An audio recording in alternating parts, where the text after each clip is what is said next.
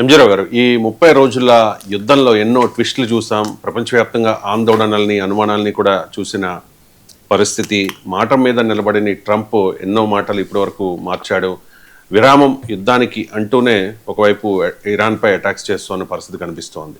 ఓవరాల్గా చూస్తే గత 30 రోజులుగా మీరు ప్రతిరోజు కూడా ఈ యుద్ధానికి సంబంధించిన అప్డేట్స్ అందిస్తూ ఉన్నారు. ఒక జియో పొలిటికల్ అనలిస్ట్గా మీరు ఏం చెప్పదలుచుకున్నారు? ఈ 30 రోజుల యుద్ధంలో ఎవరు గెలిచారు? నెక్స్ట్ ఏం జరగబోతోంది? ఎస్ అండి, ఇప్పుడు ఫిబ్రవరి 28న మొదలైన యుద్ధం ఇప్పటికీ నెల రోజులు పూర్తవడం.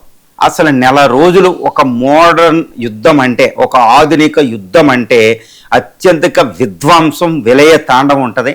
అది దాన్ని ఇంకా పదాలతో కూడా మనం చెప్పలేమన్నమాట. కొన్ని పదాలు కూడా మనం వెతుక్కోలేం. అది ట్రంప్ భాషలో చెప్పాలంటే ఆబ్లిటరేట్ అవ్వడం, డిస్ట్రక్షన్ అవ్వడం, ఇలా ఎన్నో పదాలు ఉంటాయన్నమాట. ఆ పదాలు కూడా ఇక్కడ సరిపోవన్నమాట. నేను ఎప్పుడు రెండో ప్రపంచ యుద్ధం, మొదటి ప్రపంచ యుద్ధం, చరిత్రలో ఇప్పుడు మహాభారతం, కురుక్షేత్ర యుద్ధం, అక్కడ ట్రాయ్ వారు, ఇవన్నీ మనం వదిలేద్దాం. మన చరిత్రలోకి వచ్చిన మొదటి రెండవ ప్రపంచ యుద్ధాలు చూస్తే మొదటి రెండవ ప్రపంచ యుద్ధంలో 7 నుంచి 8 కోట్ల మంది ప్రజలు చనిపోవడం, సుమారు 6 సంవత్సరాల పాటు రెండవ ప్రపంచ యుద్ధం కొనసాగడం, 30 దేశాలు పాల్గొనడం జరిగిందనమాట. కానీ 7 కోట్ల మంది ప్రజలు చనిపోయిన ప్రజలను పక్కన పెడితే రెండవ ప్రపంచ యుద్ధంలో ఎంతైతే లాస్ జరిగిందో దానికంటే ఎక్కువ ఈ నెల రోజుల యుద్ధంలో జరిగింది. ఇటు ఇరాను, ఇజ్రాయెల్, అమెరికాకి, తర్వాత గల్ఫ్ దేశాల్లో అంత భయానకమైన విధ్వంసం ఇక్కడ జరిగింది. దానికి ఒకటే కారణం అండి, 80 సంవత్సరాల క్రితం జరిగిన రెండవ ప్రపంచ యుద్ధంలో వాడిన ఆయుధాలతో పోలిస్తే ఇప్పుడు 21st సెంచరీ రెండవ దశకంలో వాడుతున్న వెపన్స్ అనేవి మానవ చరిత్రలోనే ఎప్పుడూ లేవు.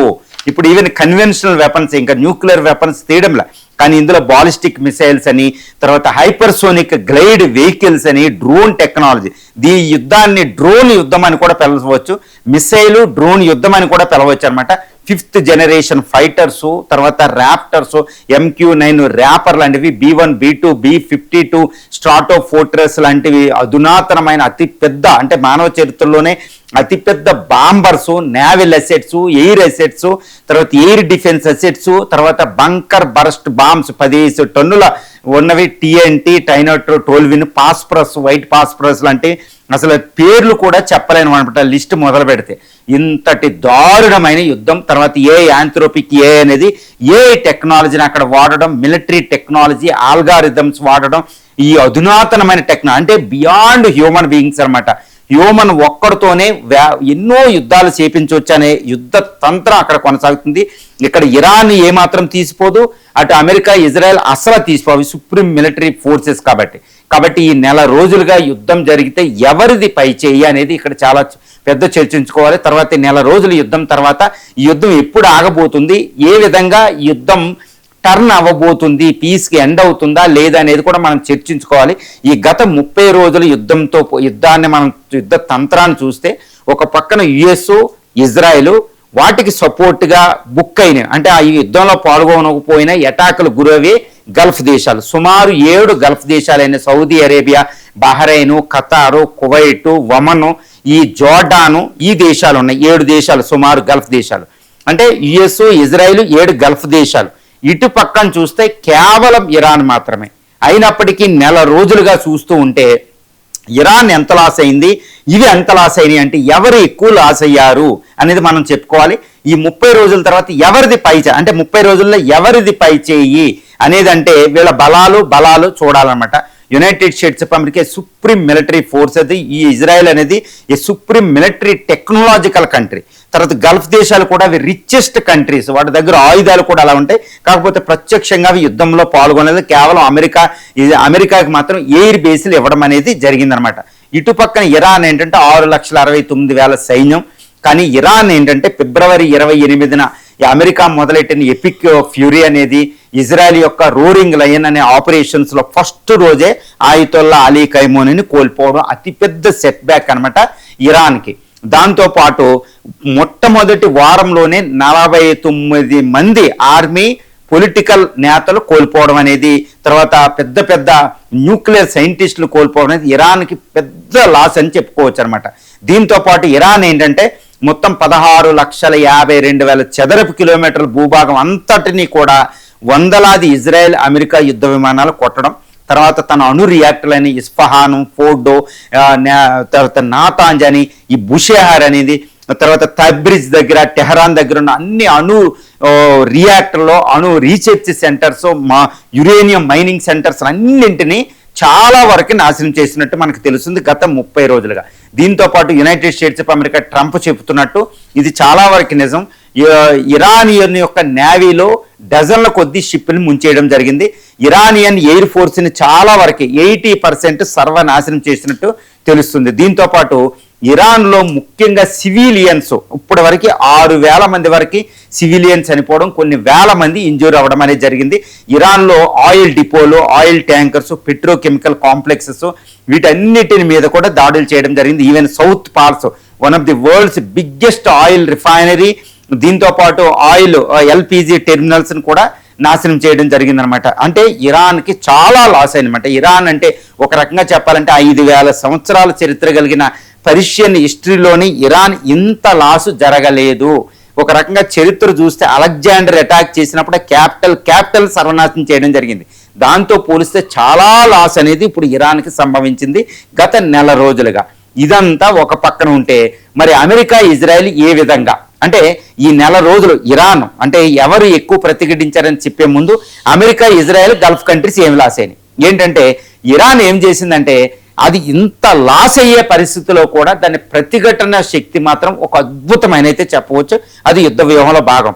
ఇటువైపు చూస్తే అమెరికా ఎన్ని కోల్పోయిందంటే 20 యుద్ధ విమానాలను కోల్పోవడం, అందులో MQ-9 ర్యాపర్ అనేవి అధునాతనమైన డ్రోన్లు కోల్పోవడం, 4 KC-135 ఒక జంబో ఆయిల్ రీఫ్యూలింగ్ ట్యాంకర్ను కోల్పోవడం, F-35-15E ఈగిల్వి 4 క్రాష్ అవ్వడం, తర్వాత ఒక మిలిటరీ హెలికాప్టర్ కోల్పోవడం, తర్వాత దీంతో పాటు E-3 అనే ఒక అతిపెద్ద అవాక్స్ ఫైటర్స్ని, ఆ అవాక్స్ని బోయింగ్ 707 4 రీసెంట్గా ఈ యొక్క 29వ రోజు ప్రిన్స్ సుల్తాన్ మీద అటాక్ చేసినప్పుడు ఎయిర్ బేస్ సౌదీ అరేబియా అది కోల్పోవడం జరిగింది. అంటే చాలా loss, billions of dollars loss United States of అమెరికాకి జరిగింది. దీంతో పాటు USS Abraham Lincoln, USS Gerald airport మీద కూడా ఇరాన్ దాడి చేసింది. దీన్ని ట్రంప్ ఒప్పుకోవడం కూడా జరిగింది. ఒక అతిపెద్ద షిప్ మీద ఇరాన్ ఒకేసారి 17 అటాక్లు చేసిందనేది ఆయనే ఒప్పుకున్నాడు. అది గెరాల్డ్ ఎయిర్పోర్ట్లో ఫైర్ యాక్సిడెంట్, అది వెనక్కి వెళ్ళిపోవడం, గ్రీస్ నుంచి ఇప్పుడు క్రొయేషియా వెళ్ళిపోవడం అంటే అది అటాక్ గురి అయ్యింది. USS అబ్రహం లింకన్ కూడా ఇరానియన్ మిసైల్ రేంజ్కి దూరంగా వెళ్ళిపోవడం అంటే ఇరాన్ ప్రతిఘటన శక్తి ఒక అద్భుతం అని చెప్పొచ్చు. కొన్ని షిప్పులు కూడా కోల్పోవడం అనేది ఇక్కడ జరిగింది. దీంతో పాటు ఇజ్రాయెల్ 1948 తర్వాత 80 సంవత్సరాల చరిత్రలోనే ఇజ్రాయెల్ అతిపెద్ద దాడికి మిసైల్ డ్రోన్ల అటాక్కి గురైంది. మొత్తం దాని యొక్క హజ్రత్తో ఈ జెరూసలేంలోని ప్రార్థనా స్థలాలని అటాక్ చేసేసింది ఇరాన్. దాంతోపాటు హైఫా, టెల్ అవీవ్, తర్వాత దాని యొక్క న్యూక్లియర్ రియాక్టర్ అయిన డిమోనా, అరాడ్ లాంటి మీద అటాక్ చేసింది. అంటే ఇజ్రాయెల్లో 90 లక్షల మంది పాపులేషన్లో half of the population still they are in the bunkers అనమాట. ఎప్పుడు సైరన్స్, బంకర్స్. ఇజ్రాయెల్లో మొత్తం తన ఎయిర్ డిఫెన్స్ సిస్టమ్ ఆరో 1, ఆరో 2, David sling, iron dome fail అవ్వడం అనేది ఇక్కడ పెద్ద విశేషంగా మనం చెప్పుకోవచ్చు. తర్వాత అమెరికా కూడా ఈ 20 యుద్ధ విమానాలు వీటితో పాటు థాడ్ అనే ఎయిర్ డిఫెన్స్ సిస్టమ్ని, ప్యాట్రాయిటిక్ ఎయిర్ డిఫెన్స్ సిస్టమ్ని లాస్ అవ్వడం, రాడార్ స్టేషన్ లాస్ అవ్వడం, అమెరికా 27 బేస్లో అటాక్లకు గురవడం, ఎంతో మంది అంటే ఇరాన్ చెప్పేది ఏంటంటే 700 దాకా అమెరికన్ సైన్యాన్ని చంపేసామంటుంది. కానీ అమెరికా మాత్రం అంత లేదు అని చెప్తుంది. కానీ చాలా వందల కొద్ది అమెరికన్ సైన్యం చనిపోయారని అయితే మనం చెప్పొచ్చు. దీంతో పాటు ఎక్కువ లాస్ ఎవరికి జరిగిందంటే యుద్ధంలో పాల్గొనకుండా అమెరికాకి కేవలం స్థావరాలు ఇచ్చిన గల్ఫ్ కంట్రీస్. మొత్తం చూస్తే Saudi Arabia, Bahrain, Qatar, Kuwait, Oman, వీటితో పాటు ఇటు జోర్డాను, ఈ దేశాల్లో ఉన్న అమెరికన్ ఎయిర్ బేస్ల మీద అది అటాక్ చేసినప్పుడు ఈ యొక్క క్యాపిటల్ ముఖ్యంగా రియాద్ అని, తర్వాత Aramco oil refinery, world's largest oil refinery, తర్వాత ఖతార్లో LNG వరల్డ్స్ లార్జెస్ట్ రస్ లఫానీ టెర్మినల్ని, తర్వాత ఈ యొక్క పోర్టుల్ని ఇరాన్ మిసైల్స్, డ్రోన్ ద్వారా అటాక్ చేయడం జరిగింది. ఈ దుబాయ్ ఇంటర్నేషనల్ ఈ టూరిస్ట్ సెంటర్స్, షాపింగ్ కాంప్లెక్స్లో హోటల్స్ ఉండే దుబాయ్ మాత్రం నిత్యం అటాక్లే, వందలాది డ్రోన్లు, వందలాది మిసైల్స్తో. ఈ బూర్జ్ ఖలీఫా అనేది హోటల్స్ అనేది ఫేమస్ హోటల్స్ ఇప్పుడు దుబాయ్ చూస్తే ఒక సమాధి స్థలమా అని అంటూ జనవాసాలు లేకుండా ఉండే పరిస్థితి ఈ రోజు దుబాయ్ ఉంది. అంటే దుబాయ్ ఎక్కువ నష్టపోయింది. ఈ ఇరాన్ ఏం చెప్తుందంటే మీరు అమెరికాకి సపోర్ట్ చేయడం వల్లే మీ ఎయిర్ బేసిస్లు ఆర్మీ బేస్లు ఇవ్వడం వల్ల మిమ్మల్ని అటాక్ చేస్తున్నాం అంటూ ఇది చెప్తుందన్నమాట. అంటే ఏంటి, దీంతో పాటు ఈ గల్ఫ్ ఆఫ్ హార్మూజ్ స్ట్రైట్ని క్లోజ్ చేయడం వల్ల ఈ గల్ఫ్ కంట్రీస్ ఎక్స్పోర్ట్స్ అన్ని ఆగిపోవడం అనేది ప్రధానంగా చెప్పుకోవచ్చు. అంటే ఏంటి, ఒక పక్కన Israel, United States of America, Gulf countries 7 Gulf countries, ఇటు పక్కన చూస్తే ఇరాన్. ఎవరికి ఎక్కువ నష్టం అంటే ఇద్దరూ కోల్పోయారు. ఇప్పుడు ఇరాన్ తన చరిత్రలోనే అతి ఎక్కువ లాసు, కానీ ఇటు ఇజ్రాయెల్ తన చరిత్రలోనే అతిపెద్ద లాసు. గల్ఫ్ కంట్రీస్ తమ చరిత్రలోనే ఒకేసారి మూకుమ్మడి దాడి ఇరాన్ నుంచి ఫేస్ చేయడం. అమెరికా కూడా వార్ నష్టాలనేవి బిలియన్స్ ఆఫ్ డాలర్స్ అనేది అక్కడ లాస్ వచ్చింది. సో చాలా చాలా పాటు జరిగిందనమాట. అంటే ఏంటి, ఇది వీళ్ళకే లాసే వీళ్ళకే లాస్. యుద్ధం అంటేనే 2 పార్టీలకి ఎప్పుడు లాస్ ఉంటుంది. ఎవరు పూర్తిగా నష్టం లేకుండా గెలవడం అనేది అసంభవం అనమాట. అంటే గత 30 రోజుల యుద్ధ తంత్రాన్ని, ఆధునిక యుద్ధ తంత్రాన్ని అక్కడ మనం పరిశీలిస్తే 2 పార్టీలు చాలా తీవ్రంగా గాయపడడం, తీవ్రంగా నష్టపోవడం అనేది ఇక్కడ సంభవించింది అనేది ఇక్కడ మనం చెప్పుకోదగిన విషయం. మరి ఈ 30 రోజుల యుద్ధం తర్వాత ఎవరిది పైచేయి అనేది నన్ను ఈ క్వశ్చన్ మాత్రం చాలా జాగ్రత్త కూలంకషంగా మెటిక్యులస్గా గమనిస్తే మాత్రం నేనైతే ఒక్కటే చెప్తానండి, ఈ 30 రోజుల యుద్ధంలో ఇరాన్ది పూర్తిగా పై చేయి కనిపించడం. ఎంతటి లాస్ అయినా, లాస్ అనేది పక్కన పెడితే ఇటు లాస్. ఎందుకు ఇరాన్కి ఇంతటి పై చేయి ఎందుకు ఉందంటే, ఈ 30 రోజుల తర్వాత కూడా తన ప్రతిఘటన శక్తిని అలా ఉంచుకుని ఈ 30 రోజుల యుద్ధాన్ని అవసరమైతే ఇంకో 2-3 నెలల పాటు పొడిగించే ఒక పోరాట పటిమని ఇరాన్ ఉంచుకోవడమే దాని పై చేయి అని చెప్పవచ్చు అనమాట. ఎందుకంటే యుద్ధాన్ని నెంబర్ 1 ఇరాన్ ఎందుకు పై చేయి అంటే, ఇరాన్ యుద్ధాన్ని ఒక లాంగ్ టర్మ్ దీర్ఘకాలిక యుద్ధంగా మార్చేయడం నెంబర్ 1. ఇజ్రాయెల్ అమెరికాలు ఏంటంటే ఇరాన్ని 1 వారం రోజులు 2 వారాల్లో మొట్టమొదట అనుకున్నట్టు ఓడించలేకపోయాయి. కాబట్టి ఇరాన్ యుద్ధాన్ని దీర్ఘకాలిక యుద్ధం చేసింది. 30 రోజుల తర్వాత కూడా ఇది ఇప్పుడు ఎండ్ అవుతుంది, ఎప్పుడు ఎండ్ అవుతుందో తెలియదు. ఎక్కువ చర్చలు అనే మాట ట్రంప్ నుంచి వస్తాయి. ఇరాన్ ట్రంప్లనే ఈ యొక్క చర్చలు అనేది, పీస్ టాక్స్ అనేది పక్కన పెట్టడం అనేది ఇరాన్ దీర్ఘకాలిక యుద్ధాన్ని కోరుకుంటుంది అనేది ఇక్కడ మనకు తెలుస్తుంది అనమాట. అది అంటే దీర్ఘకాలిక యుద్ధంగా మార్చడం వల్ల ఇరాన్ది పై చేయి. ఇక రెండోది ఏంటంటే, ఇరాన్ ఇంకొక విషయంలో పై చేయి ఏంటంటే, కేవలం ఇజ్రాయెల్ అమెరికాలే ఇరాన్తో యుద్ధం చేయడం లేదు. ఇరాన్ ఏం చేస్తుంది, మిగిలిన అన్ని గల్ఫ్ దేశాల మీద అటాక్ చేసి ఇది ఒక ప్రాంతీయ యుద్ధంగా మార్చేసింది. దీంతో పాటు హర్మూజ్ స్ట్రైట్ని క్లోజ్ చేసి ఇది ఒక ఆయిల్ని గ్యాస్ని ఆపేసి ఒక ప్రపంచ యుద్ధంగా, ప్రపంచానికి దుష్ఫలితాలు వచ్చే విధంగా ఒక ప్రపంచ యుద్ధంగా మార్చేసింది. ఎకనామికల్ వార్గా, రీజనల్ వార్గా మార్చేసింది. సో అమెరికా ఎయిర్ బేస్లు అన్నిటినీ అటాక్ చేయడం వల్ల అమెరికా చరిత్రలోనే ఎక్కువ ఎయిర్ బేస్లు ఒకేసారి అటాక్ గురవడం అనేది ఇక్కడ ప్రధానంగా చెప్పుకోవచ్చు. అమెరికా కూడా బిలియన్స్ ఆఫ్ డాలర్స్ లాస్ అవ్వడం అనేది 3వ పరిణామం. ఈ విధంగా ఇరాన్ పై స్థాయి సంపాదించింది. హర్మూజ్ స్ట్రైట్ ఇరాన్ మూడో కారణం ఏంటంటే, హర్మూజ్ స్ట్రైట్ ఇరాన్ క్లోజ్ చేస్తే దాన్ని ఓపెన్ చేయలేని పరిస్థితుల్లో the supreme military forces America ఉండడం, ఇది ఇరాన్కి ఎంతటి జోగ్రఫీని ఎంత ఆయుధంగా మార్చుకుందో చెప్పొచ్చు అనమాట. ఇది 3వ అతిపెద్ద కారణం. ఈ కారణంగా ఇరాన్దే పై చేయని చెప్పొచ్చు అనమాట. ఇక 4వ కారణం ఏంటంటే, ఈ అమెరికాకి ప్రపంచవ్యాప్తంగా మద్దతు తగ్గడం, ఇరాన్కి ప్రపంచవ్యాప్తంగా చాలా వరకు మద్దతు రావడం. ఎందుకు అంటే, ఈవెన్ అమెరికాలో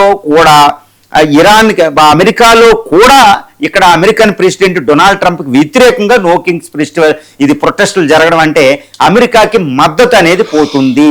ఈవెన్ స్వదేశంలో కూడా పొలిటికల్ పార్టీస్లో కూడా యుద్ధాన్ని ముందుకు తీసుకెళ్లాలంటే అమెరికన్ కాంగ్రెస్ బడ్జెట్ నిధులు ఇచ్చే పరిస్థితిలో లేదు.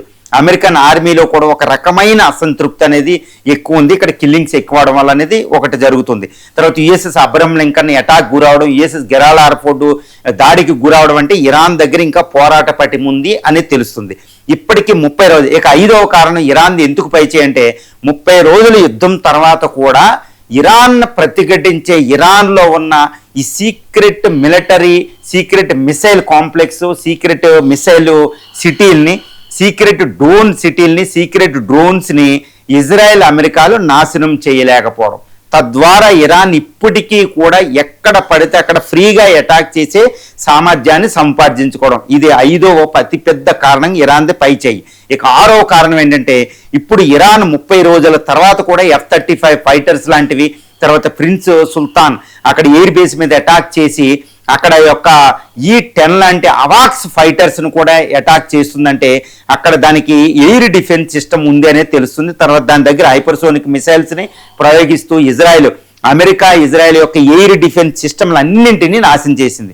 ఇది 7వ కారణం. ఇక 8వ కారణం 30 రోజుల యుద్ధంలో ఇప్పటికీ ఇరాన్దే పై చేయని చెప్పడానికి కారణం ఏంటంటే ఇరాన్ దగ్గర ఇప్పటికీ కూడా ఇంకా వేల కొలది మిసైల్స్, ఒక 50,000 పైగా డ్రోన్లు ఉండడం, వాటిని ఎప్పటికప్పుడు తయారు చేసుకునే శక్తిని సంపాదించుకోవడం, ఇటు బ్రిక్స్ కంట్రీస్ అయినా ఇటు చైనా రష్యాల యొక్క సపోర్ట్ని అది సంపాదించడం, దాని నుంచి వెపన్స్ ఇవి పొందడం, ఇంటెలిజెన్స్ని పొందడం అనేది ఇరాన్ అనేది ఒక ఎడ్జ్ ఉంది అని చెప్తుంది.